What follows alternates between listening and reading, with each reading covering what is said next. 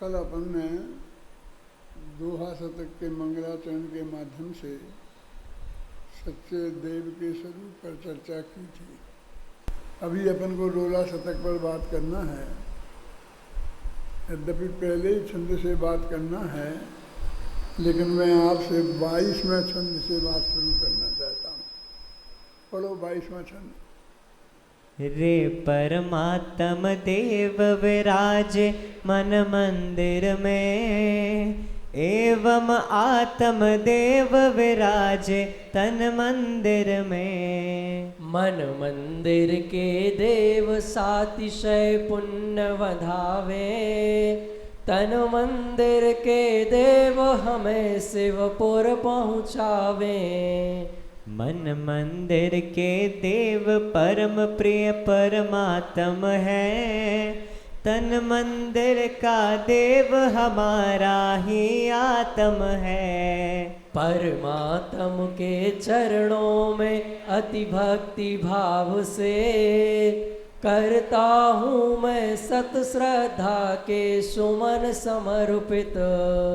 अपने में अपनेपन की महिमा अद्भुत है, अपने में अपनापन करता हूँ मैं अर्पित। अधिक कहूँ क्या है परमात्म निज आत्म में, अपनेपन से हो जाता हूँ पूर्ण समर्पित। देखो,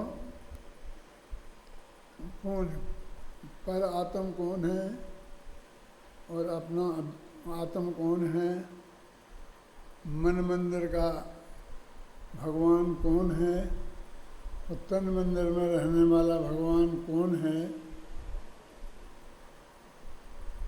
साथ ही साथ पुण्य बढ़ाने वाला भगवान कौन है और मुक्ति में ले जाने वाला भगवान कौन है, इसकी चर्चा इन 3 छंदों में आई है। देखो आप ध्यान से।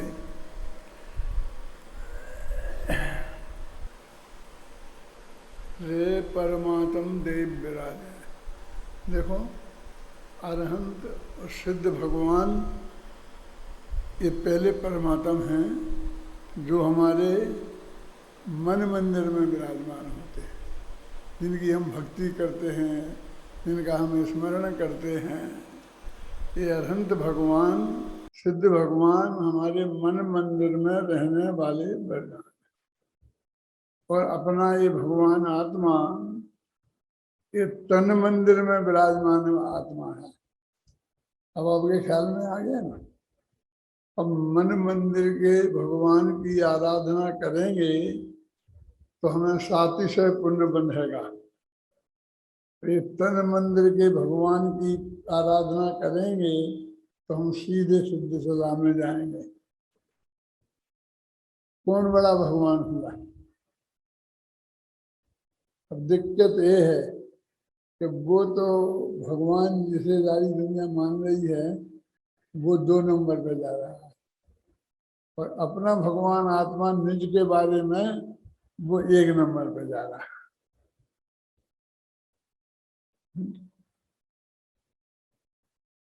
अपने 7 तत्व है ना। पहला तत्व कौन है? जीव तत्व। और अंतिम तत्व कौन है? मोक्ष तत्व। तो पहला तत्व है ये तन मंदिर में विराजमान आत्मा, और दूसरा जो है ना तन मंदिर में विराजमान आत्मा, मन मंदिर में विराजमान है। तन मंदिर में विराजमान तो ये है पहला, वो मन मंदिर में विराजमान वो मोक्ष तत्व वाला आत्मा है। तत्वों में भी उसको अंत में रखा। परमात्मा तो दोनों है ना, लेकिन ये आत्म इतना अधिक महत्वपूर्ण है इसलिए इसे 1 नंबर पर रखा। इसमें तत्वों में जीव तत्व रखा ना, ये जीव तत्व है, और उसे मोक्ष तत्व में रखा। अपने जो ये 3 छंद पढ़े इन पे गंभीरता से आप विचार करोगे ना तो जो मैं बात आपको बता रहा हूँ वो अपने आप आपके ख्याल में आए। और दोनों भगवान की पूजन करना चाहिए।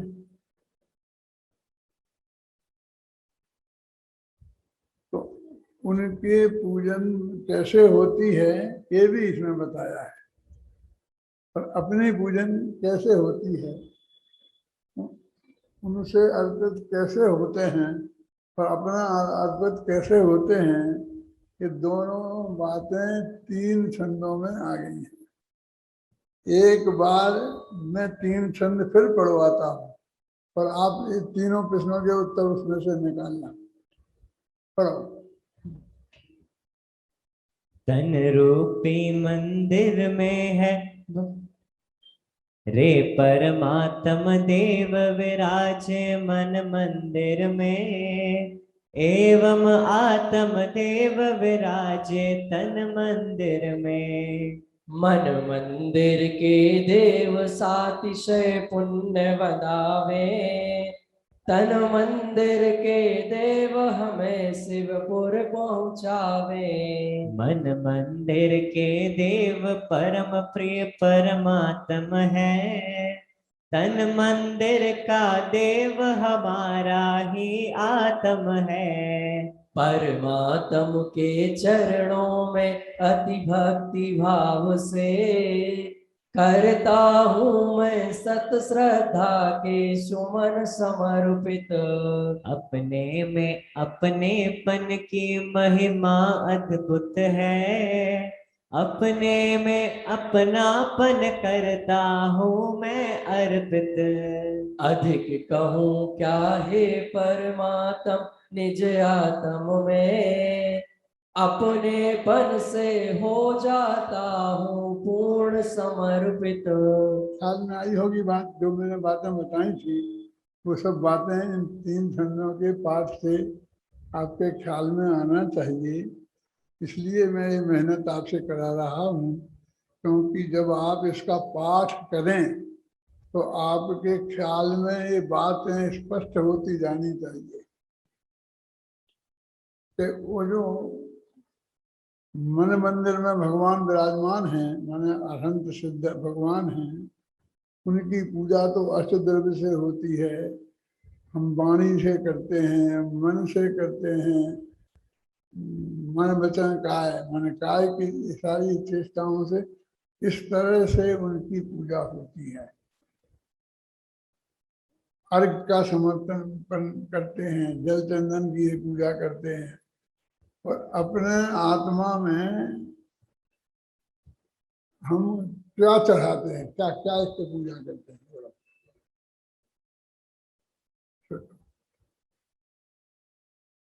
अपने आत्मा की पूजा ऐसे होती है कि उसमें हम अपनेपन को समर्पित कर देते हैं। अपनापन से अर्पित हो जाते हैं। बस ये मैं हूँ, ये जो भी हमारे चित्त में स्वीकृति है, वही भगवान आत्मा की पूजा है।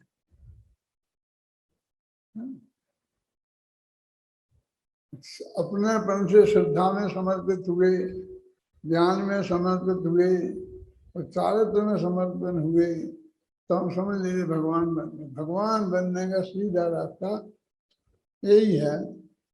अपने जो 24 तक पढ़े ना, अभी 25वां छंद और पढ़े। स्वपर भेद विज्ञान धर्म का मूल तत्व है, इसे प्राप्त कर भव्य जीव निज आत्म पाते। निज आत्म में अपनापन स्थापित करवे, निज आत्म के ज्ञान ध्यान में स्थिर हो जाते। इसमें सन्नो दर्शन ज्ञान शास्त्र तीनों आ गए। क्या है? स्वपर भेद विज्ञान धर्म का मूल तत्व है। अब आगे स्वपर भेद विज्ञान की बात आएगी तो आपने इसमें छांटा जो अपना भगवान आत्मा है, तो उसे अपनापन स्थापित हमने किया। कैसे किया? उसमें हमने अपना माना उसे, ये तो सम्यक दर्शन रूप अपनापन स्थापित किया। जाना, ये सम्यक ज्ञान रूप अपनापन स्थापित किया। और उसको ही जानते रहे, दीन हो गए, तो ये सम्यक चारित्र रूप अपनापन स्थापित किया। एक दर्शन ज्ञान चारित्र तीनों मोक्ष मार्ग प्रकट हो गया। और जब ये निश्चय से हुआ तो मोक्ष मार्ग और मोक्ष में कोई अंतर नहीं है ना। ये जो अपना अधिकार चल रहा है 16 शतक का, वो मुख्य रूप से इसी का अधिकार है, इसकी ही बात है। और फिर इसके बाद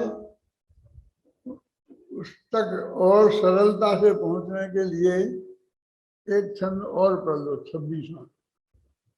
बांटो तुम दो भागों में सारी दुनिया को, छाटो फिर अपना आत्म जो ज्ञान स्वभावी। ज्ञान तत्व अर्घे तत्व दो रूप जगत है, ज्ञान स्वभावी आत्मवाती गे तत्व है। आप देख रहे हैं उसमें आगे बात आ रही है कि तुम क्या करो, ये करने के लिए मार्ग क्या है, मोक्ष मार्ग क्या है, कैसे प्राप्त होगा, उसकी चर्चा है। इसकी चर्चा अपन जब बाद में आएंगे इस प्रकरण पर तब करेंगे। अब अपन वहीं चलते हैं शुरू से, 16 शतक का पहला जो छंद है वहां से चलते हैं। अपने में एकत्व और पर से विभक्तता, इसको कहते हैं एकत्व विभक्त आत्मा। यह एकत्व विभक्त आत्मा समय सार में समझाया है कुंद कुंद आचार्य देव ने। इसमें अत्यंत स्पष्ट शब्दों में घोषणा की है कि समय सार में जो एकत्व भक्त आत्मा समझाया है, हम उसकी ही चर्चा कर रहे हैं, है ना। बिल्कुल नाम लेकर कुंद कुंद का और समय सार का ये बात इसमें अत्यंत स्पष्ट रूप से कही गई है कि अपना ये भगवान आत्मा क्या है। समय सार में उसमें प्रतिज्ञा की है कि तम एयत विहत्तम दाये जम अपनो सब विहीन।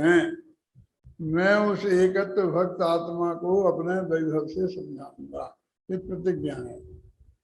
और उसके पहले बताया है कि भगवान आत्मा एकत्व भक्त है। सोचो, ये अपने जो आत्मा के लिए, जो अपना निज रूप भगवान आत्मा है, उसके लिए आचार्यों ने क्या क्या विशेषण दिए हैं,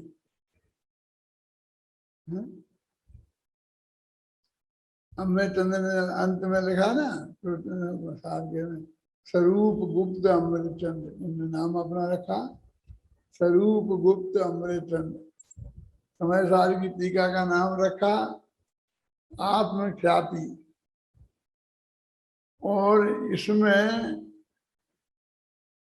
ये कहा है कि एकत्व भक्त आत्मा समझाऊंगा। अब जब समय सार का जगह जगह चल रहे हैं और आप लोग सुन रहे हैं और अपने यहाँ भी पढ़ाए जा रहे हैं, तो उसमें ये अत्यंत स्पष्ट रूप से आया है कि प्रतिज्ञा तो ये करते हैं तीसरी गाथा में, चौथी गाथा में, पांचवी गाथा में कि मैं एकत्व भक्त आत्मा समझाऊंगा। उस आत्मा का विशेषण क्या देते हैं? एकत्व भक्त आत्मा। और फिर 6वीं गाथा में कहते हैं कि मैं उसे शुद्ध कहते हैं। और शुद्ध आत्मा की बात करेंगे। अब एकत्व भक्त को बताएंगे कि शुद्ध आत्मा को बताएंगे। तम एयत विहत्तम दाये जम अपन यदि वो है ना, उसमें 6वीं गाथा ना प्रमत्त हूँ, मैं एक गायक भाव हूँ। और क्या है, शुद्ध एवं कहते एवं भणन्ति शुद्धम नादो जो सोदु सचेव। एवं भणन्ति शुद्धम, इसको शुद्ध कहते हैं। तो तुम तो एकत्व भक्त समझा रहे थे और ये शुद्ध की बात क्यों करने लग गए? तो इसका मतलब शुद्ध और एकत्व भक्त एक ही है। वो जब उन गाथाओं का अर्थ मैंने किया था तो विस्तार से समझाया होगा, और शांति जी वगैरह ने भी बताई है आपको। सारे देश में समय सार पर व्याख्यान हो रहे हैं, तो उसमें आगे ही हो गई कि वे कभी कभी तो ऐसा लगता है कि कैसी पागलपन जैसी बातें करते हैं कि 1 सेकंड पहले कह रहे कि मैं तुम्हें एकत्व भक्त आत्मा समझाऊंगा, और स्याही नहीं सूखी और कहते हैं उस आत्मा को शुद्ध कहते हैं। तुम शुद्ध क्यों कह रहे? एकत्व भक्त समझाओ ना। तो अभी यहाँ से अपन ने इस एकत्व भक्त आत्मा का नाम हेडिंग से ही इसको दिया और इसी को डोला सतर्क रखा, क्योंकि वो डोला छंद में आ गया। ये दोहा और डोला मैंने कहा ना, ऐसे कोई मैंने सिलेक्ट किए हैं ज़्यादा, ऐसा कुछ नहीं है। ये तो सहज ही लिखे गए हैं, सहज ही वो विषय वस्तु वहाँ दोहों में आती गई और फिर दोहों के बाद में यहाँ रोल में आना शुरू हो गई। देखो परिभाषा दी उसको क्लियर, अपने में एकत्व और पर से जुदापना, सीधी सीधी बात है, पहली बात है ना। अपने में एकत्व और पर से विभक्तता, अपने में एक बना माने अपने जो अनंत गुण हैं, अपने जो असंख्य प्रदेश हैं, वे जुदे जुदे नहीं हैं, वो बिखर के कभी अलग नहीं हो सकते हैं, वे अलग हो सकने वाले नहीं हैं। अलग हैं लेकिन अलग हो नहीं सकते, और अलग हो नहीं सकते, समझे ना, और अलग अलग हैं। कैसी विचित्र बात है, क्योंकि यदि अलग अलग नहीं हो तो अनंत गुण नहीं कहे जा सकते, और बिखर यदि वो अलग अलग हो जाएं, बिखर जाएं, तो एक नहीं हो सकते हैं। तो ये जो दो तरह का जुदापना होता है ना, एक तो पृथकता और एक तो अन्यता। आप जानते प्रवचन सार में पढ़ा है, प्रवचन सार के ज्ञेय तत्व प्रज्ञापन अधिकार में इन दोनों को विभक्त प्रदेशत्व इसको पृथकता बोलते हैं, और भाव की अन्यता उसको अन्य बोलते हैं। जिनके प्रदेश अलग अलग होते हैं उनको पृथक बोलते हैं, और जिनके प्रदेश एक होते हैं और भाव की अपेक्षा भेद होता है उन्हें अन्य बोलते हैं। तो वास्तव में अन्य अन्य हैं और अनंत हैं, लेकिन वो कभी बिखर के अलग नहीं हो जाएंगे, है ना। वो एक अघर लघु नाम का गुण है ना, जिन क्या कि जो उनको एक नहीं होने देता है और उन्हें बिखरने नहीं देता है, दोनों काम करता है, देखो है ना।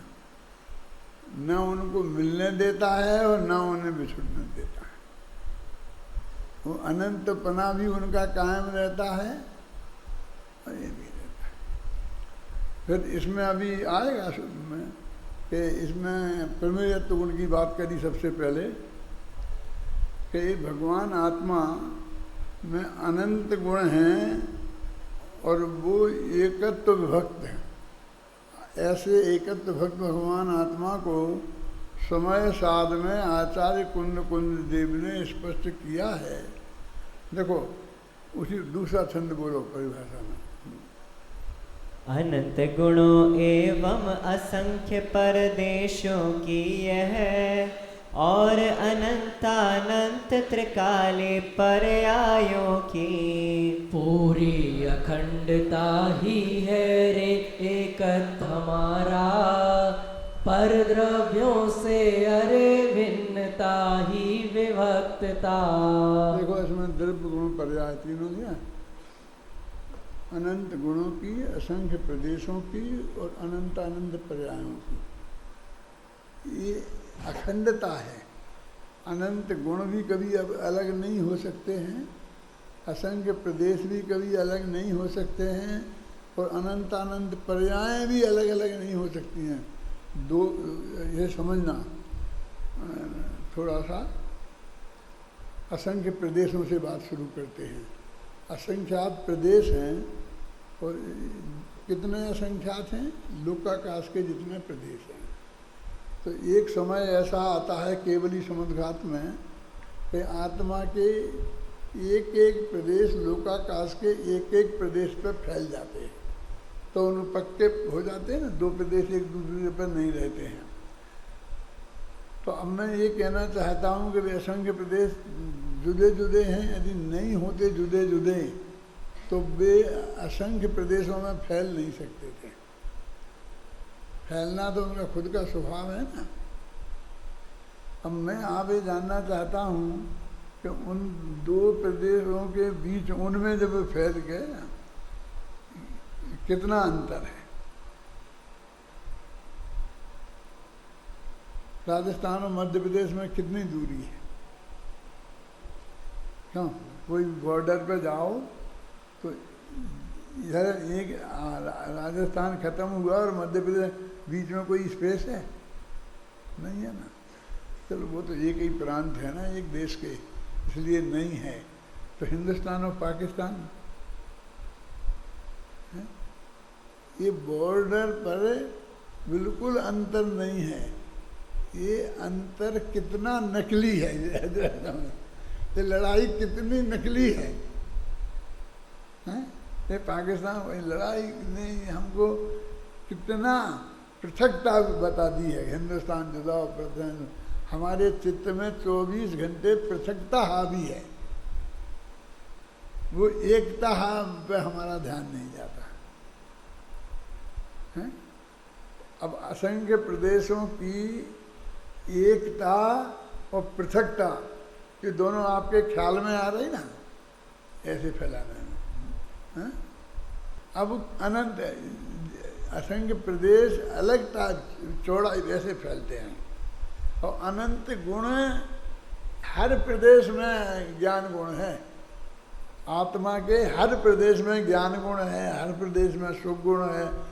अनंत अनंत ही गुण, कुछ में ज्ञान है कुछ में सुख, ऐसा नहीं है। हर प्रदेश में, असंख्य प्रदेशों में अनंत गुण व्याप्त हैं। कि कैसे होंगे उसकी कल्पना करो आप, कुछ सोचो। वो अखंडता अलग टाइप की है। फिर अनंत पर्यायों की अखंडता अलग टाइप की है। जब ये पर्याय है तब वो नहीं है, जब वो है ना ये नहीं है। वो काल की अपेक्षा से अनादि से अनंत काल में तो दो पर्यायों के बीच में कोई अंतर है, गैप है। यदि वो गैप हो गए तो द्रव्य के टूट के दो टुकड़े हो जाएं। तो तीनों तरह की अखंडता और तीनों तरह की पृथकता हमारे ख्याल में, हमारी समझ में आनी चाहिए। बहुत मार्मिक बात है। ये भी चलता है आजकल बहुत ज़्यादा, और कि भाई जो छठवें गुण स्थान में निर्जरा होती है ना, पहले तो ऐसे समझ लो जरा कि वो असंख्य गुण निर्जरा शुरू होती ना चौथे गुण स्थान से, सम्यक दृष्टि श्रावक वीरता अनंत वियोजक। तो छठवें गुण स्थान में आती है ना राजकुमार, ध्यान देना, तो कितनी कितनी असंख्य गुणी निर्जरा होती हैं।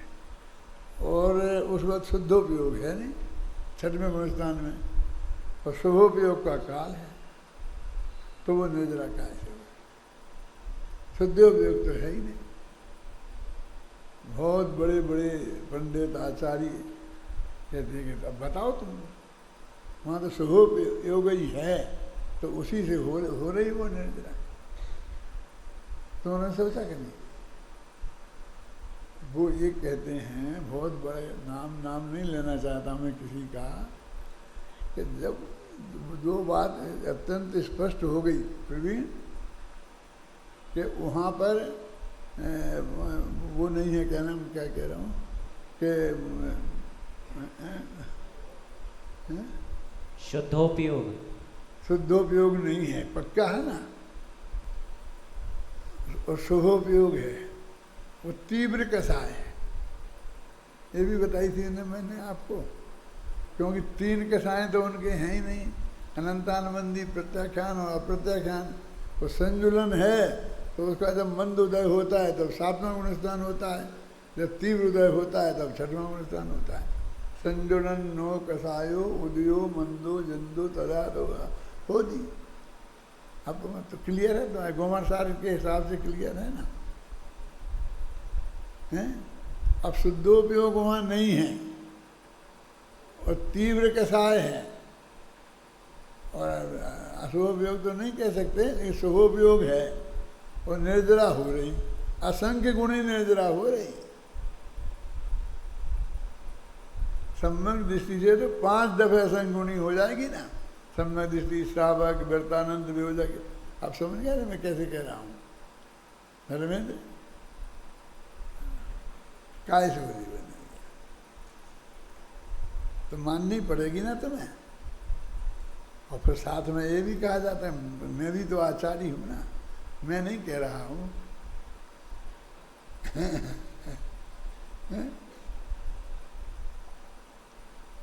काल से होती है, सोचो, बहुत स्पष्ट है। इसमें से ही निकल दी इन्हीं गाथाओं में जो मैं आपको पढ़ा रहा हूँ ना कि वहाँ 3 कसाय के अभाव रूप जो शुद्ध परिणति है उससे हो रही जरा। कौन समझ में आया क्या नहीं आया? अब हमें बहुत माथा 3 सल पड़ जाते। अब इसमें काय के सल पड़ने की बात है कि उस शुद्धि से निर्जरा की जो वृद्धि है, निर्जरा की वृद्धि माने शुद्धि की वृद्धि है, आनंद की वृद्धि है ना। निर्जरा माने क्या है? शुद्धि की वृद्धि का नाम भाव निर्जरा है क्या नहीं है? तो वो जो 3 कसाय के अभाव रूप परिणति है उससे हो रही। अब इतनी स्पष्ट बात है और खूब विचार करके हमारे ख्याल में नहीं आती है क्या बात है। ये तो आपने कई दफे सुना है ना कि चौथे गुणस्थान सम्यक दृष्टि के भोग भी निर्जरा के कारण। उसका मतलब यही था, भोग, ये भी आचार्यों ने, पंडितों ने कहा है कि भोग तो निर्जरा के कारण नहीं होते हैं, लेकिन भोग के काल में निर्जरा हो रही, ये बात तो पक्की है ना। क्या मोटा नहीं ख्याल में आ रही बात? हो रही तो काय से हो रही बता?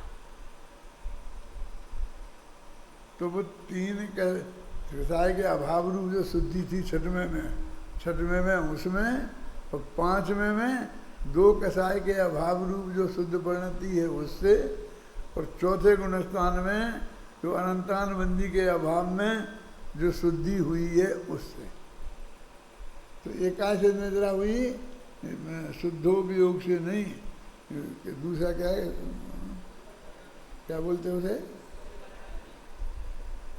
शुद्धोपयोग, शुद्ध परिणति। हाँ, शुद्ध परिणति। अभी ऐसा भूलना है, अभी कभी भी चला जाएगा बेटा तुम्हें, बस जो समझ लो तो समझ लो, गया मामला तो गया।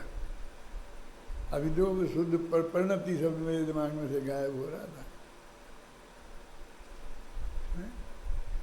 आ गया।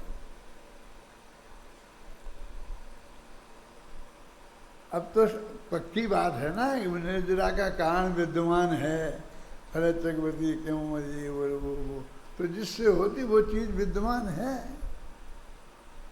अपने करुणा, और ये करुणा योग से सिद्ध बात है, पूरी अध्यात्म की बात नहीं है ये।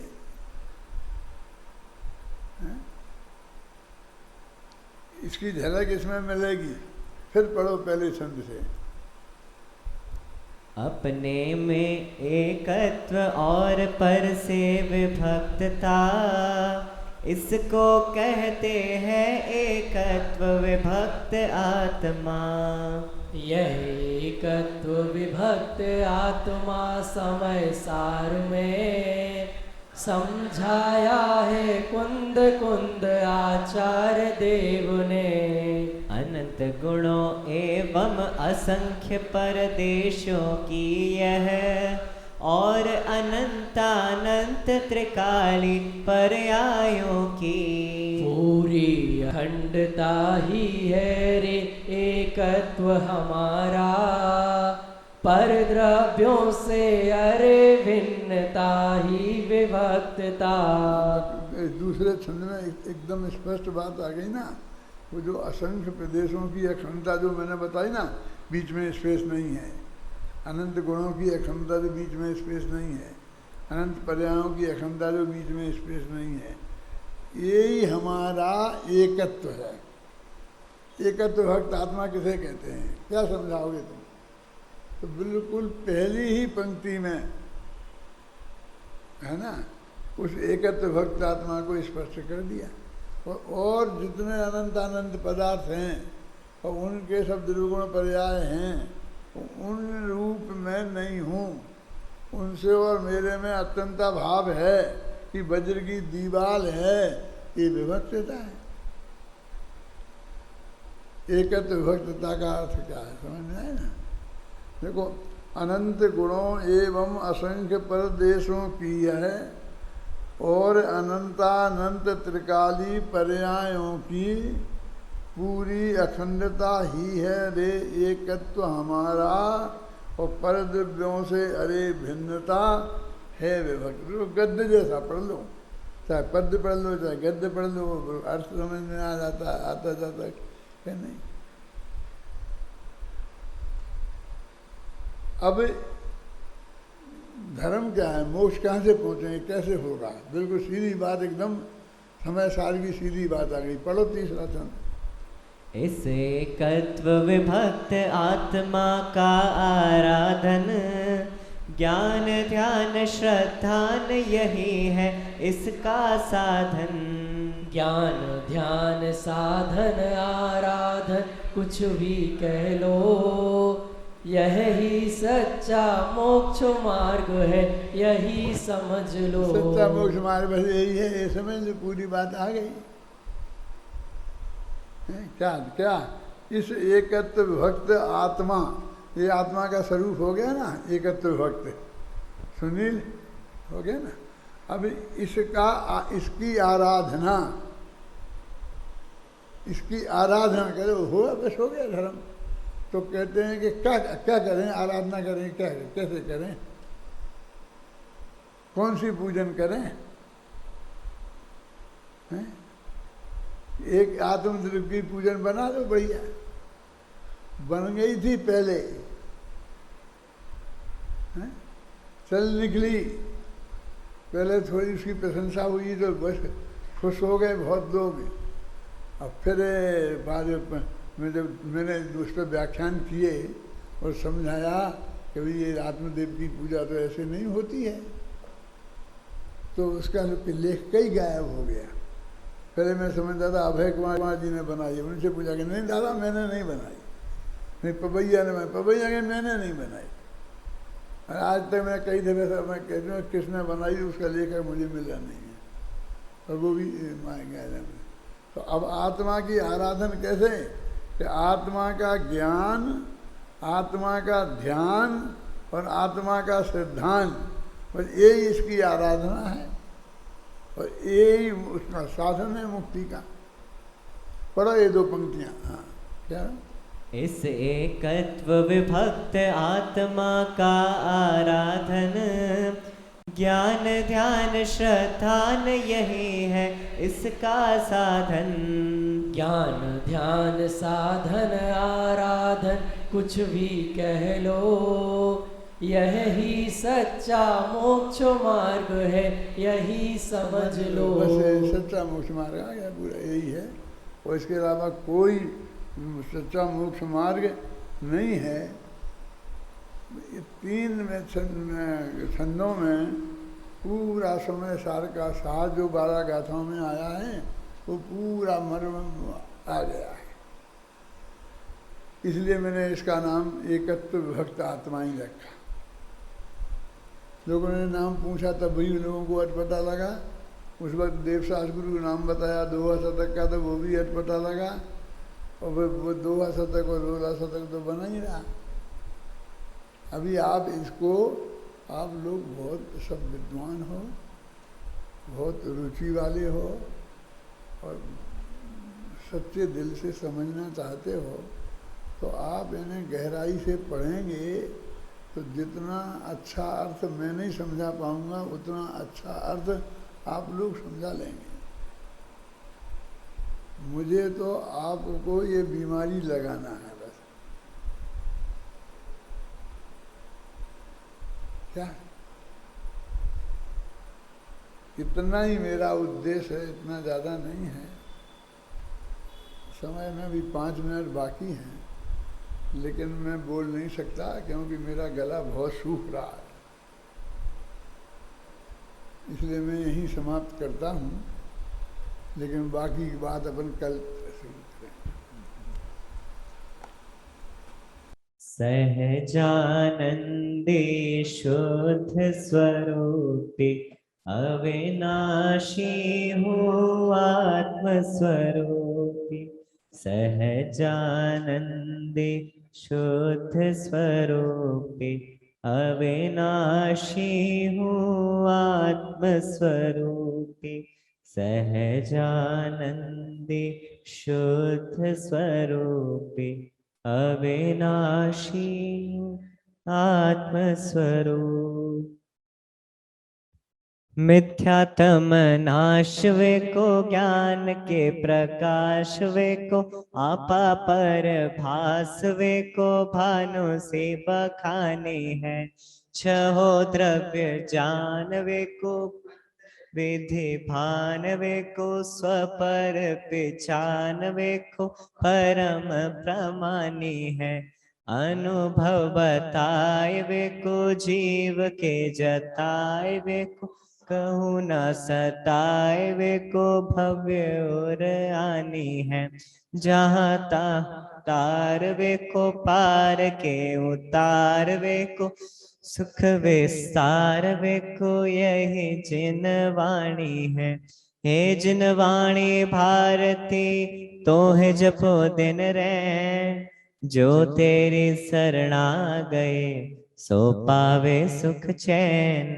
जा वाणी के ज्ञान से सूझ लो कालोक। सो वाणी मस्तक नमो सदा देत हूँ ढोक।